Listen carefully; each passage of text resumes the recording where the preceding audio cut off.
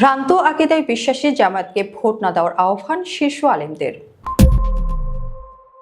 ত্রয়োদশ জাতীয় সংসদ নির্বাচনকে সামনে রেখে মওদুদিবাদী জামায়াতে ইসলামকে ভোট দেওয়া থেকে বিরত থাকার আহ্বান জানিয়েছেন দেশের শীর্ষ ওলামায়ে কেরাম। তারা বলেছেন, জামায়াতের সঙ্গে আলেমদের বিরোধ কেবল রাজনৈতিক নয়, বরং এটি আদর্শিক।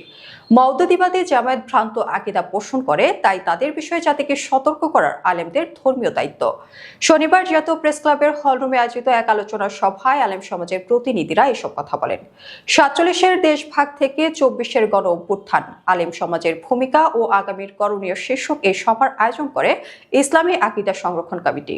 অনুষ্ঠানে অনুসন্ধানী লেখক ও গবেষক শাকির হোসেন শিবলি রচিত প্রত্যক্ষ রাজশাকীর বয়ানে জামায়াত শিবির মওদুদিবাদের মুখোশ উন্মোচন শীর্ষক প্রামাণ্য গ্রন্থের মোড়ক উন্মোচন করা হয়।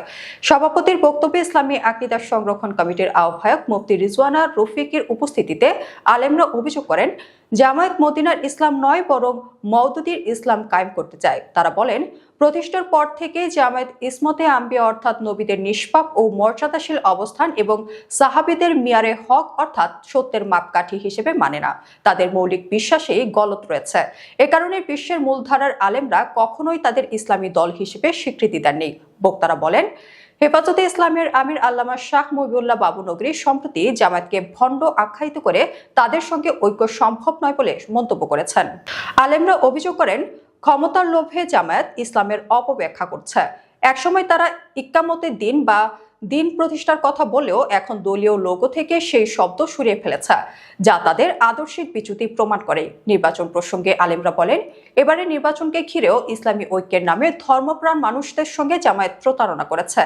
তারা সব ইসলামী দলকে স্বপ্ন দেখিয়ে শেষ পর্যন্ত তাদের স্বভাবজাত মুনাফিকের মাধ্যমে ঐক্য ভেঙে দিয়েছে। বক্তারা হুঁশিয়ারি দিয়ে বলেন, জামায়াত যদি কোনোভাবে ক্ষমতায় আসার সুযোগ পায়, তবে দেশের মসজিদ, মাদ্রাসা, দাওয়াত তাবলীগ এবং তাসাউফের কাজ হুমকির মুখে পড়বে।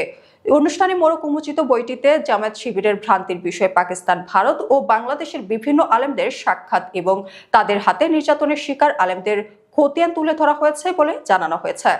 সভায় বক্তব্য রাখেন জমিয়তে উলামায়ে ইসলাম বাংলাদেশের সিনিয়র সহসভাপতি মাওলানা আব্দুর রব ইউসুফি, হেফাজতে ইসলাম বাংলাদেশের যুগ্ম মহাসচিব মাওলানা মীর ইদ্রিস, জমিয়তে উলামায়ে ইসলামের মহাসচিব মাওলানা গোলাম মহিউদ্দিন ইকরাম, বাংলাদেশ খেলাফত আন্দোলনের সিনিয়র নায়েবে আমির মাওলানা আজম খান, ইসলামী ঐক্য জোটের সহ প্রচার সম্পাদক মাওলানা মাহমুদুল হক হাফেজি সহ কওমি মাদ্রাসা শিক্ষক সমিতি ও বিভিন্ন মাদ্রাসার শীর্ষ মুহাদ্দিসগণ। বক্তারা দ্ব্যর্থহীন কণ্ঠে আগামী নির্বাচনে ভ্রান্ত আকিদায় বিশ্বাসী জামায়াতকে বর্জন করার জন্য দেশবাসীর প্রতি আহ্বান জানান।